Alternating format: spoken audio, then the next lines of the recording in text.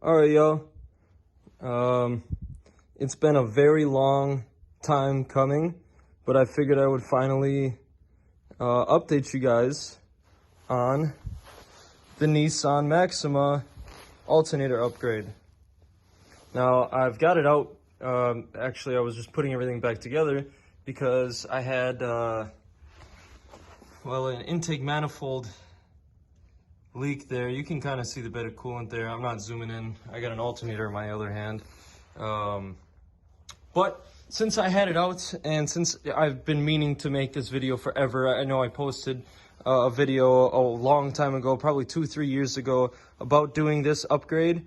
I don't think that I actually ended up doing that upgrade right away because this alternator here, the stock Maxima uses serpentine belts. And the difference between ours and the Maxima is that we use V-belts. So I'm going to go ahead and set this down because the bitch is heavy. And what I had to do to it, you're not really going to be able to tell all too well because I'm not taking it apart. I had to take an impact, take this nut off, and then the other one just has a pulley and then a spacer. If I remember correctly, mind you, this might have been 2-3 years ago, and you can even see with the work that I've done to it, it's not a flawless swap by any means. If you were to CNC or figure out the measurements better, you could get a much more flawless design. Mine's squeaking a little bit, probably because 2 or 3 years of that wobble there. But do I care? No, not in the slightest. So really, it's just a matter of that. I think there's actually a spacer in here, and maybe it was for the stock Loyale alternator, and maybe that was the difference between the Maxima alternator and this, is that spacer. The only thing is that you have to machine that spacer down like a millimeter or two. I can't remember. Maybe I'll do some research again before I post the video up and put it in the comments or a little tag here or something. But it's just a matter of shaving that spacer down so that this pulley aligns with the rest of them, and I'll show you when I have it in. It doesn't align perfectly, but I really don't care. I haven't torn any belts. The only belts I've torn are timing belts from running open covers and running into snow and drifting, high RPMs, all sorts of different stuff. But the other thing I'll add is something that I went and did myself, which you don't necessarily have to do, but I thought that it was a really good idea. I took the stock plug, this side here plugs directly into the stock alternator, and this here is the female plug, probably from somewhere else on, actually I think it's one of these connectors over here, maybe not on the turbo, but on the non-turbo. I took it off of there.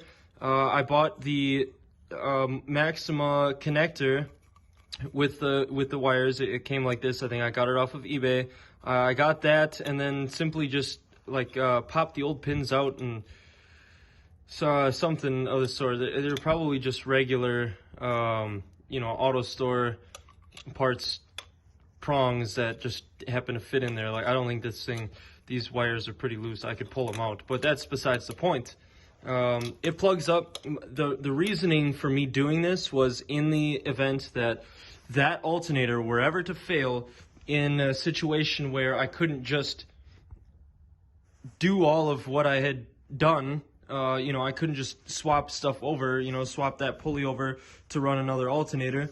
In this event, I can just take this connector out, put a new alternator in, and I'm ready to go until I've fit up that to another alternator. And really, that's about it. There's not much more to it. The hardest part, I will say, is machining that spacer down, because of course you don't really want the wobble. I mean, this wobble is more so because this pulley is not a one piece. It's a two piece. They're like two big washers, and it just doesn't line up quite right, and I don't really care. But getting the spacer shaved down smooth, I mean, that's gonna like this wobbles back and forth like that. I think if you were to get that spacer not shaved perfectly flat on each side, you're gonna get more of this, and that's what I wouldn't think that you would want. This, if anything, I mean, there's a little bit of like lack of tension in part of it because it's just moving back and forth like that. But I tightened the piss out of my tensioner. I haven't broken a belt yet. I keep spare belts with me. I mean, it's super quick and easy fix if that were ever to go. So I'm not concerned about it. But that practically wraps it up. A quick little 5-6 minute video for you, and hopefully you can have your Maxima alternator as well. Until next time, it's upside down. So I forgot I said I was going to show you guys. This is the belt when it's all lined up. It's not really lined up, not perfectly at least.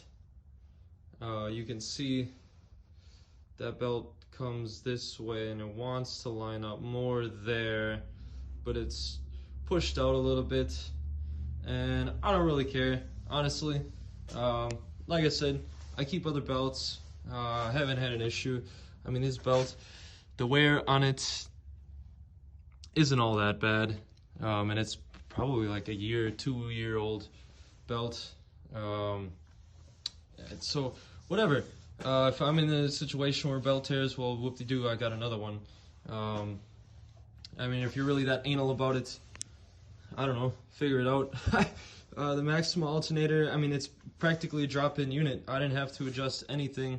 I think maybe something with the spacer there, or maybe even not. You know, it's pretty straightforward. It mounts up the same.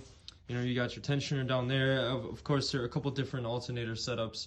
When I had first installed this, I had a different setup with a different AC. The AC was where the alternator is, but I liked this setup more because of the AC bracket and alternator tensioner. The old one, it was just, I don't even remember what it was like because I've repressed those memories in my mind. It was a terrible setup. I kept breaking bolts from the tensioner just because I was in there all the time working on everything and anything, swapping it from different motor to different motor.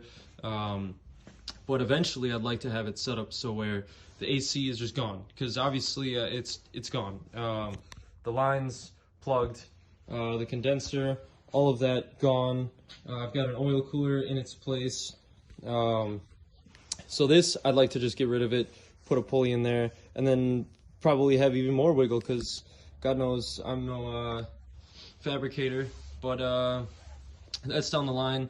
More concerned about just getting it nice and running, fix all the leaks and stupid stuff. But for time being, Turbo Wagon is a success.